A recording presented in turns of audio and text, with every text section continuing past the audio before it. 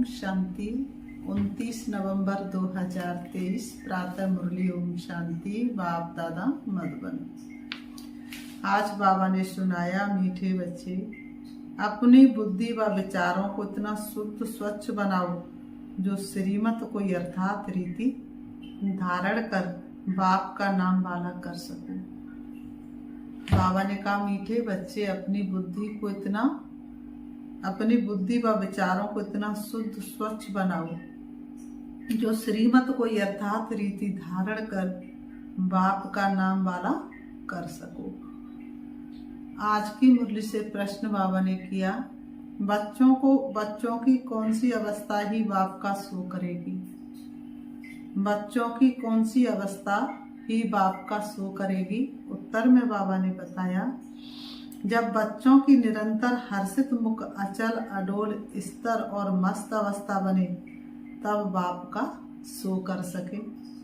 ऐसी एकरस अवस्था वाले होशियार बच्चे ही यथार्थ रीति सबको बाप का परिचय दे सकते हैं। आज की मुरली से गीत है, मरना तेरी गली में, जीना तेरी गली में, मिट जाएगी ये दुनिया तेरी गली में। ओम शांति। बच्चों ने गीत सुना, कहते आए हैं तेरे दर पे, जीते जी मरने के लिए। किसके दर पर? फिर भी यही बात निकलती कि अगर गीता का भगवान श्री कृष्ण कहे तो ये सब बातें हो ना सके, ना श्री कृष्ण यहाँ हो सके। ऐसे घोर कलयुग में श्री कृष्ण यहाँ कैसे हो सकते हैं भला? वह तो है सतयुग का राजकुमार। गीता कोई श्री कृष्ण ने नहीं सुनाई है, गीता तो परम पिता ने सुनाई। सारा मदार एक बात पर है, भक्ति में तुम इतनी मेहनत करते आए हो वह तो दरकार नहीं। ये तो सेकंड की बात है। सिर्फ ये एक बात ही सिद्ध करने के लिए भी बाप को कितनी मेहनत करनी पड़ती है, कितनी नॉलेज देनी पड़ती है। प्राचीन नॉलेज जो भगवान ने दी है वही नॉलेज है। सारी बात गीता पर है। परमपिता परमात्मा ने ही आकर देवी देवता धर्म की स्थापना के लिए सहज राजयोग और ज्ञान सिखलाया है जो अप्राया लोप है। मनुष्य तो समझते हैं श्री कृष्ण कभी फिर आकर गीता सुनाएगा, इसलिए भक्त लोग क्या गाते हैं, कभी राम बन के कभी श्याम बन के चले आना प्रभु जी चले आना। वह सोचते हैं ऐसे असुर पैदा हो जाएंगे, इतने बड़े सींग वाले होंगे, इतने बड़े दांत वाले होंगे, और वह जब विध्वंस करेंगे तब श्री कृष्ण के रूप में या राम के रूप में भगवान आएंगे और वह धनुष बाण उठाएंगे और सबको मारेंगे। लेकिन ऐसा नहीं, परंतु अब तुमको ये अच्छी रीति गोले के चित्र पर सिद्ध करना है कि गीता पारलौकिक परमपिता परमात्मा ज्ञान सागर ने सुनाई। श्री कृष्ण की महिमा और है, परमपिता परमात्मा की महिमा और है। वह है सतयुग का राजकुमार जिसने सहज राजयोग से राज्य भाग्य पाया है। पढ़ते समय नाम रूप से और है, और फिर जब राज्य पाया तब और है। यह सिद्ध कर बताना है। पतित पावन है ही एक बाप। अभी फिर से श्री कृष्ण की आत्मा पतित पावन द्वारा राजयोग सीख भविष्य पावन दुनिया का राजकुमार बन रही है। ये सिद्ध कर समझाने में भी युक्तियां चाहिए। हौरे नर्स को भी सिद्ध कर बताना पड़ता है। नंबर 1 है ही गीता, सर्वशास्त्रमयी श्रीमद् भगवत गीता माता। अब माता को जन्म किसने दिया? बाप ही माता को एडॉप्ट करते हैं ना।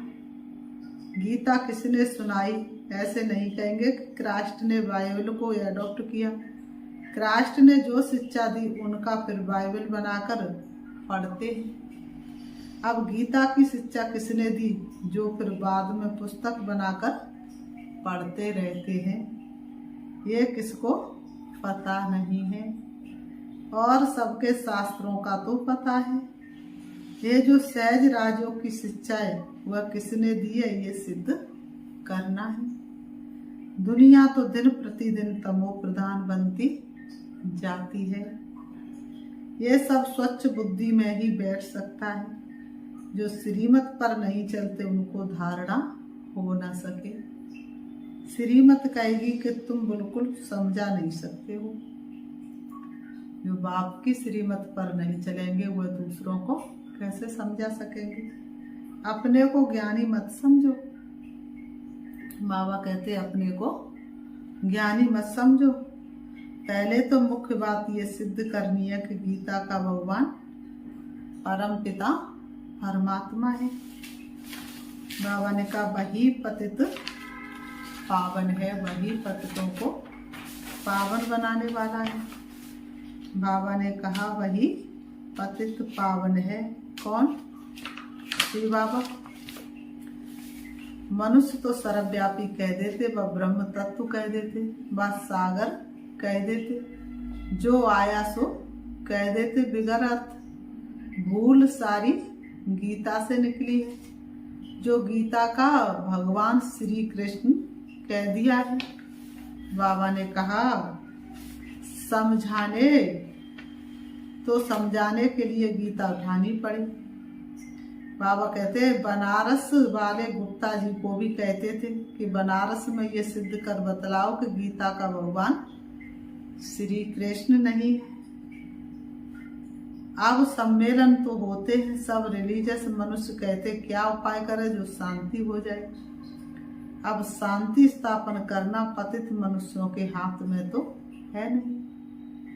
बाबा ने कहा सारे विश्व में शांति स्थापन पतित मनुष्य कर दे, ये हो नहीं सकता।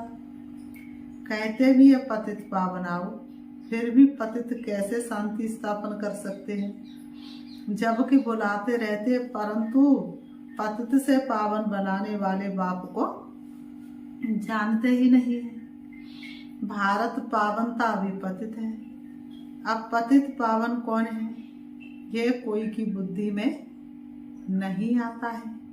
कह देते हैं, क्या कह देते, रघुपति राघव राजा राम पतित पावन सीताराम। एक राम दशरथ का बेटा, एक राम घटघट में बैठा, एक राम जगत निर्लेपा। तो कौन सा राम? जो जगत से निर्लेप राम है वही पतितों को पावन बनाते हैं। अब वह राम तो है नहीं। बाबा ने कहा दुनिया के मनुष्य झूठा बुलावा करते हैं, जानते कुछ भी नहीं। अब ये कौन जाकर बताए। बड़े अच्छे बच्चे चाहिए, समझाने की बड़ी युक्ति चाहिए। बड़ा गोला भी बनवाया है जिससे सिद्ध हो जाए कि गीता भगवान ने रची। वह तो कह देते कोई भी हो है तो सब भगवान, जितने भी है सब भगवान के रूप समझ लेते हैं। बाप कहते तुम बेसमझ हो। मैंने आकर पावन राज स्थापन किया, उसके बदले फिर श्री कृष्ण का नाम डाल दिया। पतितों को ही पावन बनाकर फर्स्ट प्रिंस बनाता हूँ। भगवान वाच मैं श्री कृष्ण की आत्मा को एडॉप्ट कर ब्रह्मा बनाए उन द्वारा ज्ञान देता हूँ।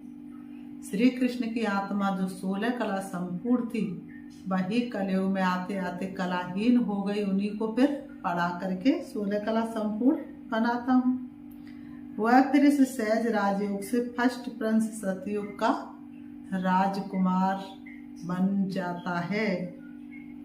ये समझानी और कोई की बुद्धि में है नहीं। स्वयं भगवान ही आकर के ये सारी बातें बताते, अर्थात आदि मध्य अंत का राज बताते। और कहाँ से आए कहाँ जाना ये वेद भगवान ही आकर के खोलते। इसलिए कहते तूने ही वेद खोले सारे अगम निगम के। आने जाने का भेद मनुष्य को पता नहीं, कब आए कहाँ से आए, ये सारा भेद भगवान ही आकर के खोलते हैं। तो मैं पहले तो ये भूल सिद्ध कर दिखानी है कि श्रीमद् भगवत गीता है सर्व शास्त्रों की माई बाप। उसका रचयिता कौन था? जैसे क्राइस्ट ने बाइबल को जन्म दिया, वह है क्रिश्चियन धर्म का शास्त्र। अच्छा, बाइबल का बाप कौन? क्राइस्ट। उनको माई बाप नहीं कहेंगे। मदर की तो वहाँ बात ही नहीं है, ये तो यहाँ माता पिता है। क्रिश्चियन ने रीस की है श्री कृष्ण के धर्म से, यूं तो वह क्राइस्ट को मानने वाले हैं, लेकिन कृष्ण और कंस से कई राशि विजय हुए तब हुए उदासी। क्राइस्ट की और कृष्ण की एक ही राशि, लेकिन विजय किसकी होती है? कृष्ण की। जैसे बुद्ध ने धर्म स्थापन किया तो बुद्धियों का शास्त्र भी है। अब गीता किसने सुनाई? बाबा कहते उससे कौन सा धर्म स्थापन हुआ ये कोई जानते नहीं। गीता को मान तो बहुत देते हैं, लेकिन गीता सुनाई किसने ये किसी को पता नहीं। कभी नहीं कहते कि पतित पावन परमपिता परमात्मा ने ज्ञान दिया है। बाबा कहते अभी गोला ऐसा बनाया है जिससे समझ सके कि बरोबर परमपिता परमात्मा ने ज्ञान दिया है। राधे कृष्ण तो सतयुग में है, उन्होंने अपने को तो ज्ञान नहीं दिया है ना। वहाँ तो इतनी सुंदर दुनिया है, ज्ञान की जरूरत ही नहीं। ज्ञान देने वाला तो दूसरा चाहिए। राधे कृष्ण खुद ही ज्ञान दे करके खुद थोड़ी नहीं ऐसे बन जाएंगे। तभी तो श्री कृष्ण को क्या दिखाते? 16 कला लेके चले, राम को 14 कला लेके चले। कहाँ से लेके चले ये मनुष्यों को पता नहीं। कोई ने तो उनको पास कराया होगा। ये राजाई प्राप्त कराने का ज्ञान किसने दिया? किस्मत आप ही तो नहीं बनती। किस्मत बनाने वाला या तो बाप या तो टीचर चाहिए। कहते गुरु गति देते हैं, परंतु गति सदगति का भी अर्थ नहीं समझते। प्रवृत्ति मार्ग वालों की सदगति होती है, माँ की गति माना सब बाप के पास जाते हैं। ये बातें कोई भी समझते नहीं। वह तो भक्ति मार्ग में बहुत बड़े बड़े दुकान खोलकर बैठे हैं। अच्छे ज्ञान मार्ग की दुकान ये एक ही है, बाकी सब भक्ति मार्ग की दुकानें हैं। बाप कहते ये वेद शास्त्र आदि सब भक्ति मार्ग की सामग्री है। इन जप तप वेद शास्त्र आदि का अध्ययन करने से मैं नहीं मिलता हूँ। मैं तो बच्चों को ज्ञान देकर पावन बनाता हूँ। सारी सृष्टि का सदगति दाता हूँ। माया गति में जाकर फिर सदगति में आना है। सब तो सतयुग में नहीं आएंगे। बाबा कहते सभी तो सतयुग में नहीं आएंगे।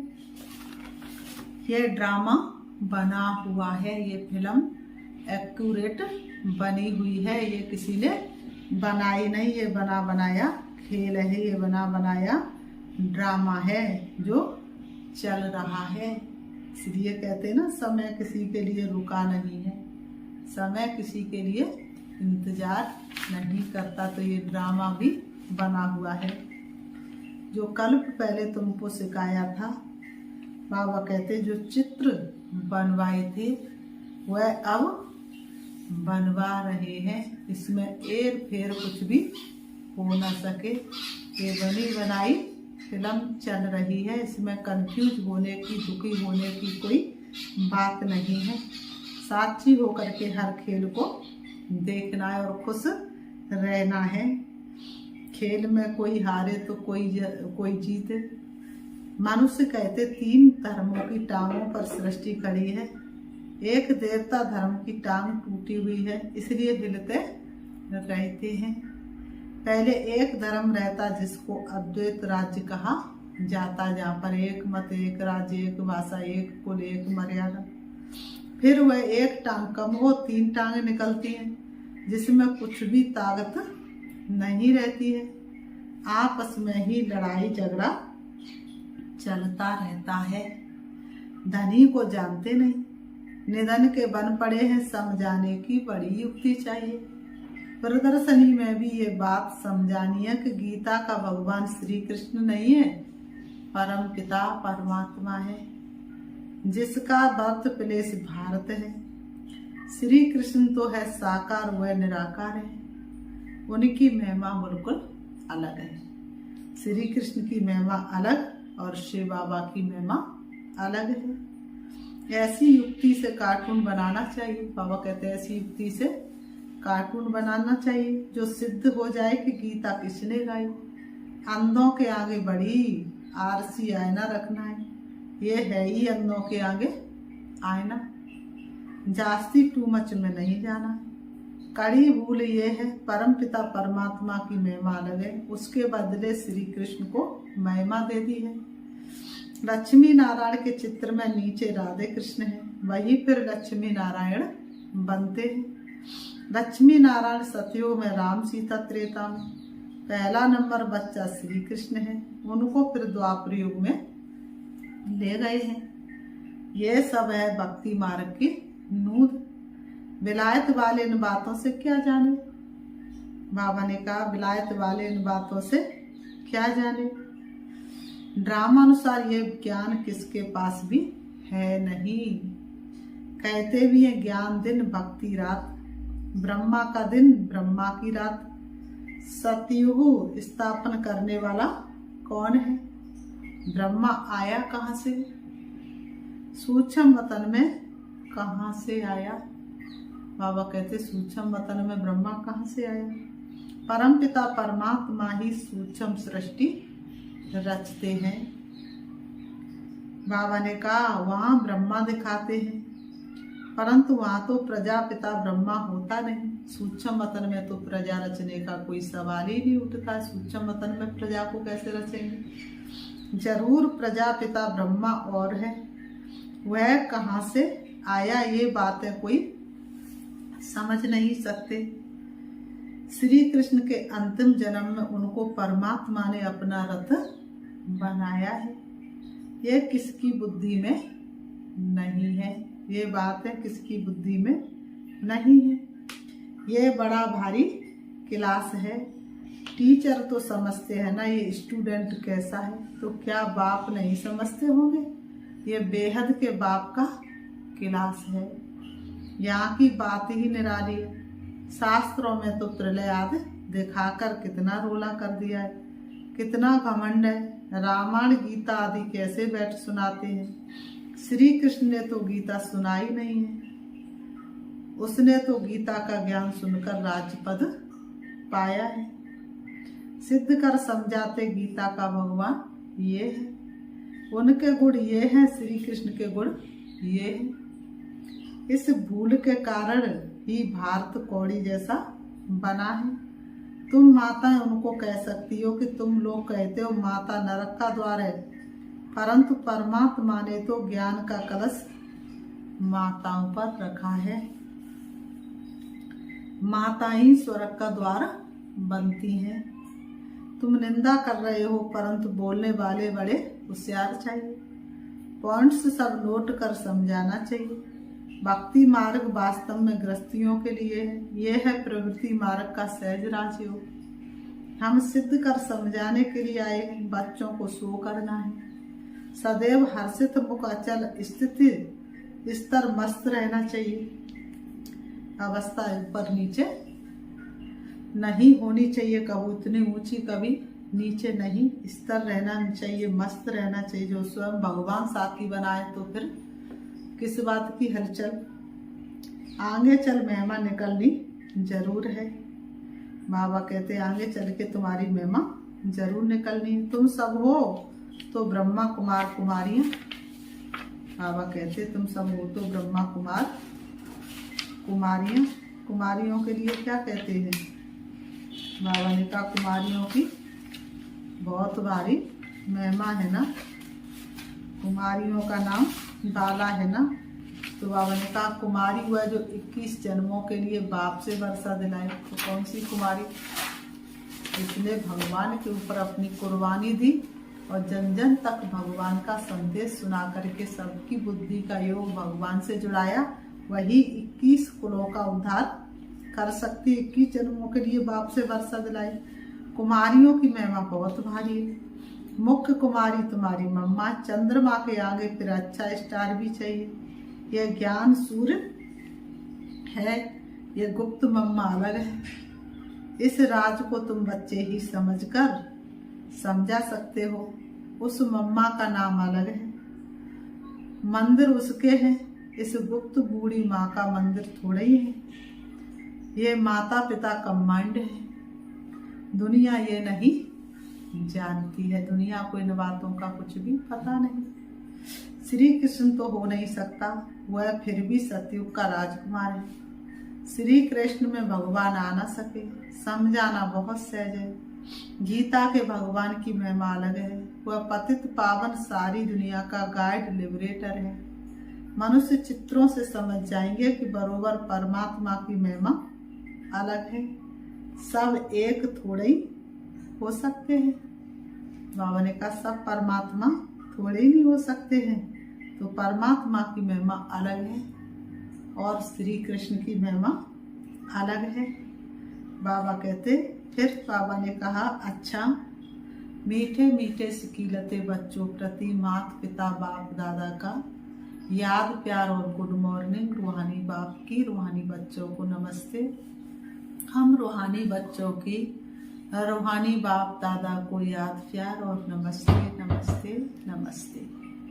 आज की मुरली से मुख्य सार है। नंबर 1, अपनी अवस्था बड़ी मस्त अचल अडोल बनानी है, सदा हर्षित मुख रहना है। अपनी अवस्था बड़ी मस्त अचल अडोल बनानी है, सदा हर्षित मुख रहना है। नंबर 2, ज्ञान के शुद्ध घमंड नशे में रहकर बाप का सो करना है। गीता के भगवान को सिद्ध कर बाप की सच्ची पहचान देनी है। गीता के भगवान को सिद्ध कर बाप की सच्ची पहचान देनी है। आज की मुरली से बाबा ने वरदान दिया, स्मृति स्वरूप बन विस्मृति वालों को स्मृति दिलाने वाले सच्चे सेवाधारी भव। स्मृति स्वरूप बन विस्मृति वालों को स्मृति दिलाने वाले सच्चे सेवाधारी भव। स्पष्टीकरण है, अपने स्मृति स्वरूप फीचर्स द्वारा औरों को स्मृति स्वरूप बनाना यही सच्ची सेवा है। आपके फीचर्स औरों को स्मृति दिला दे कि मैं आत्मा हूँ। मस्तक में देखे ही चमकती हुई आत्मा व मणि को, जैसे सांप की मणि देख करके सांप की तरफ कोई का ध्यान नहीं जाता, ऐसे अविनाशी चमकती हुई मणि को देख देवभान को भूल जाए, अटेंशन सुते आत्मा की तरफ जाए, विस्मृति वालों को स्मृति आ जाए, तब कहेंगे सच्चे सेवाधारी। आज की मुरली से स्लोगन है, अवगुण धारण करने वाली बुद्धि का नाश कर सतो प्रदान दिव्य बुद्धि धारण करो। अवगुण धारण करने वाली बुद्धि का नाश कर सतो प्रदान दिव्य बुद्धि धारण करो। अच्छा, ओम शांति। अभी हम बाबा को याद करते एक गीत के साथ। चलिए बुद्धि बाबा से लगाइए। तुम तो यही कहीं बाबा मेरे आस पास हो, आते नजर नहीं पर मेरे साथ साथ हो। तुम तो यही कहीं बाबा बहते पवन के झोंके एहसास दिलाए, संग संग हो हमारे महसूस ये कराए, महसूस ये कराए। बन करके ज्ञान चंद्रमा देते सकाश हो, आते नजर नहीं पर मेरे साथ साथ हो।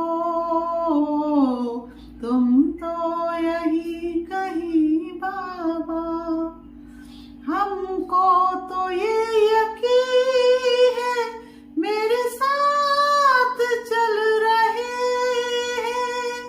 तेरी दुआ से बाबा अब भी तो पल रहे हैं, अब भी तो पल रहे हैं। बच्चों को अपने प्यार से करते श्रृंगार हो, आते नजर नहीं मेरे साथ साथ हो, तुम तो यहीं कहीं बाबा मेरे आस पास हो, आते नजर नहीं पर मेरे साथ साथ हो। ओम शांति।